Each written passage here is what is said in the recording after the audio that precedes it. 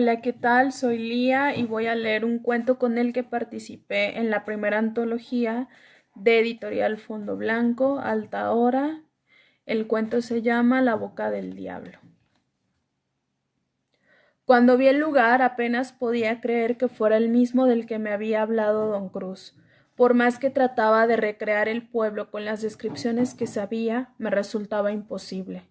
Había muchos mitos que lo rodeaban, y eso era lo que me había motivado a visitarlo.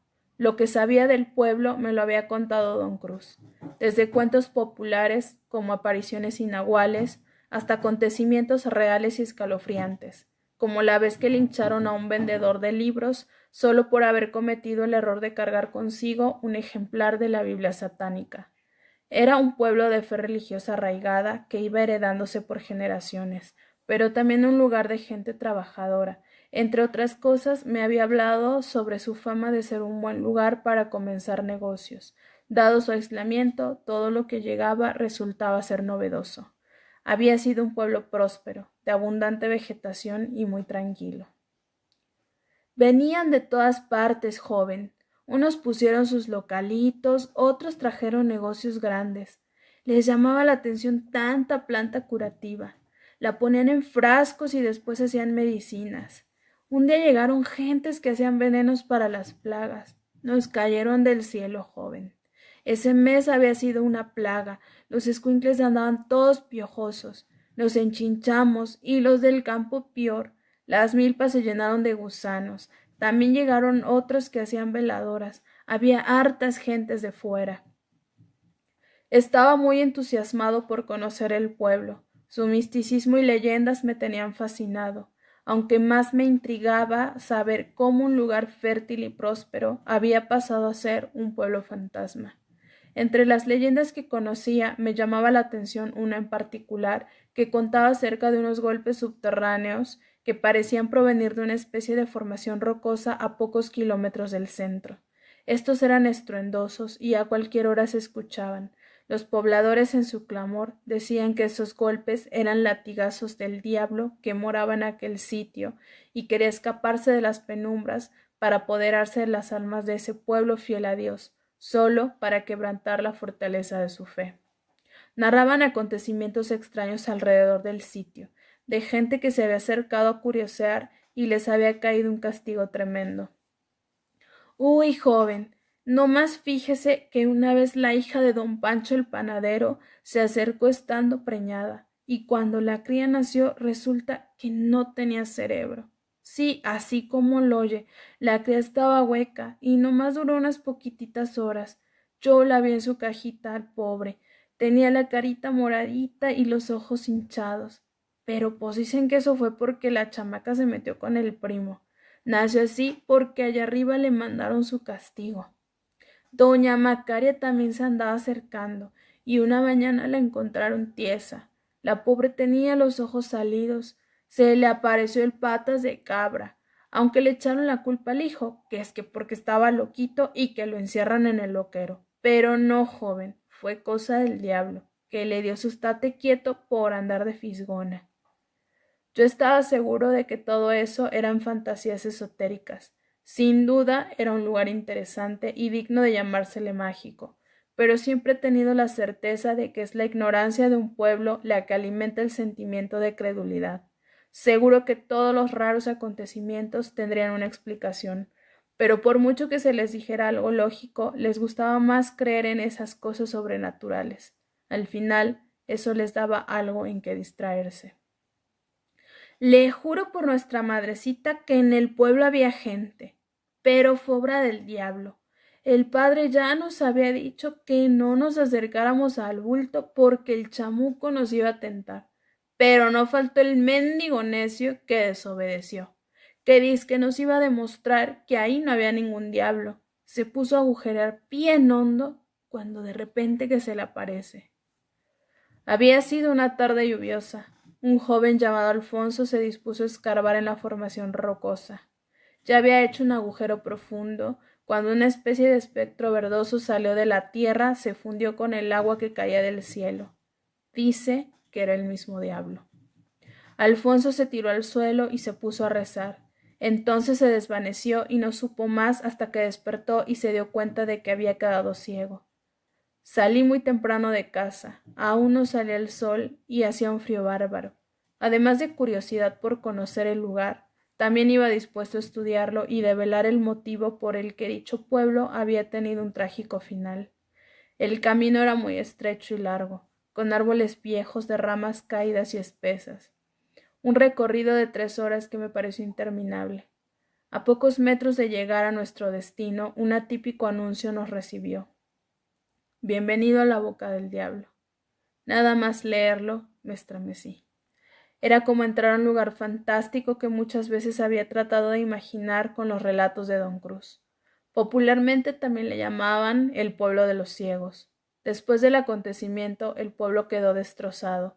Los pobladores fueron desalojados y los límites del lugar se acordonaron con vallas. Al principio lo custodiaban, pero después lo dejaron en el olvido, argumentando que por la dimensión de la catástrofe era imposible restaurarlo. Era un pueblo pequeñito, hendido en una especie de acantilado a poca profundidad. Se rodeaba de árboles enormes que apenas lo dejaban asomarse. Llegué dispuesto a desmentir todo ese mito acerca del diablo, aunque por otro lado también sentía que al hacerlo era una forma de hacer justicia a un pueblo que había sido olvidado y exiliado, cuyos vestigios apenas contaban historias de un lugar que ya ni siquiera figuraba en un mapa, un pueblo cuyo nombre era preferible olvidar. Al acercarnos un sentimiento de melancolía me invadió. El panorama era más desolador y deprimente de como me lo había descrito don Cruz. Una especie de burbuja de neblina cubría esféricamente el lugar. Daba una terrible sensación de encierro. ¡Ay, joven! Al poco rato de que paró la lluvia, divisamos que el cielo no estaba igual. Había harta neblina, como azul y apestaba feo. El padrecito nos pidió que rezáramos. El chamuco ya andaba suelto, y no sabíamos qué más podría pasar. Fíjese que antes de que se escapara, nos dijeron que la partera del pueblo había ido a sacar un chamaco. La pobre al ver al crío casi se vuelve loca. Salió gritando que el chamaquito tenía el hocico torcido, que no había llorado el escuincle. Ya nos andaba toreando aquel. Al acercarme más, pude darme cuenta de que ese manto esférico no era simple neblina, pues tenía ese matiz azulado que me había dicho don Cruz y además despedía un olor fétido. Antes de entrar nos cubrimos con overoles, batas y máscaras antigases. Descendimos al pueblo. Entre más nos adentrábamos, una atmósfera oscura nos rodeaba. Adentro se podía ver el espectro azul en el cielo. Daba la impresión de estar anocheciendo. La temperatura dio un cambio drástico. Adentro de la burbuja estaba demasiado caliente y pronto empecé a sudar. Empezamos a caminar sin rumbo con el fin de atravesar el pueblo. Lo que quedaba en las calles estaba totalmente cubierto con una materia chiclosa de color iridiscente, como manchas de aceite automovilístico que se mezclan con el agua en el pavimento. No había rastros de vegetación. La mayoría de las viviendas tenían techos de lámina que estaban oxidadas y picadas por el tiempo y el abandono. Había detalles que nos confirmaban la antigua existencia, harapos tirados por todos lados, palas, tractores, basura. Todo estaba cubierto por ese lodo. Cuando dedujimos que estábamos al otro lado del pueblo, comenté con mis colegas acerca de la formación rocosa de donde creían que provenían los golpes, así que nos pusimos a buscarla.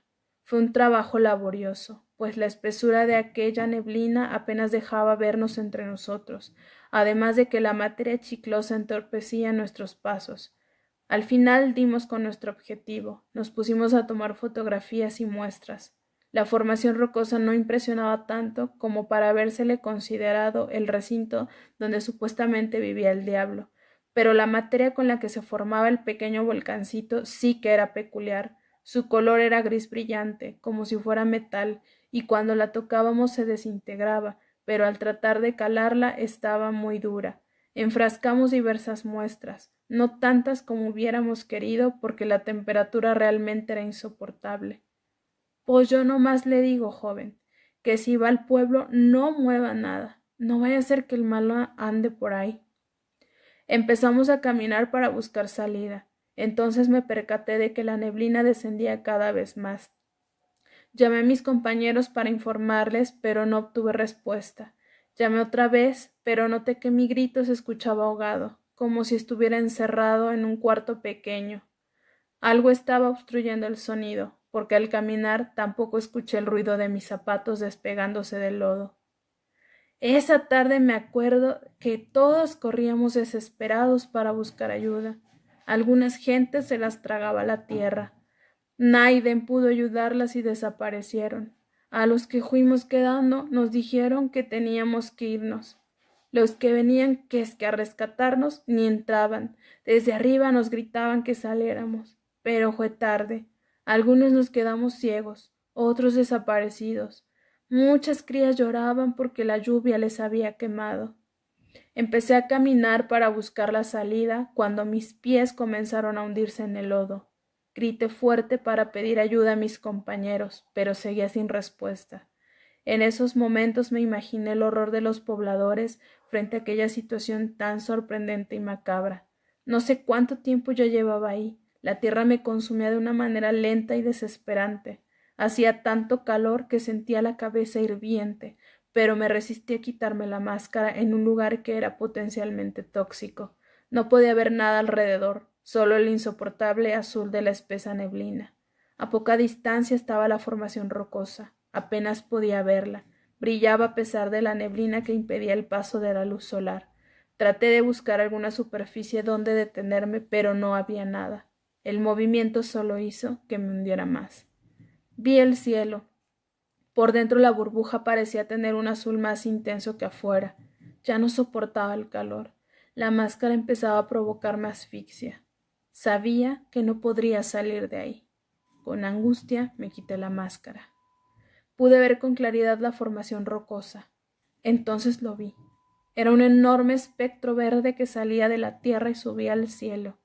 Empecé a sentir sus manos que me jalaban hacia adentro, esta vez con más velocidad. Grité con desesperación, pero nada había ahí. Mi cuerpo se hundió de tajo hasta cubrir mi cuello. Mi cara quedó a milímetros del suelo. Entonces aspiré el nauseabundo hedor del lodo. Un horrible picor me hizo toser. Mis ojos lagrimeaban sin parar. La horrible peste era insoportable. Así fue como mi verdugo anunció su llegada. La ciencia nunca me lo dijo, pero no puede estar equivocado. Todo el mundo sabe que el olor del diablo es el mismo que el del azufre.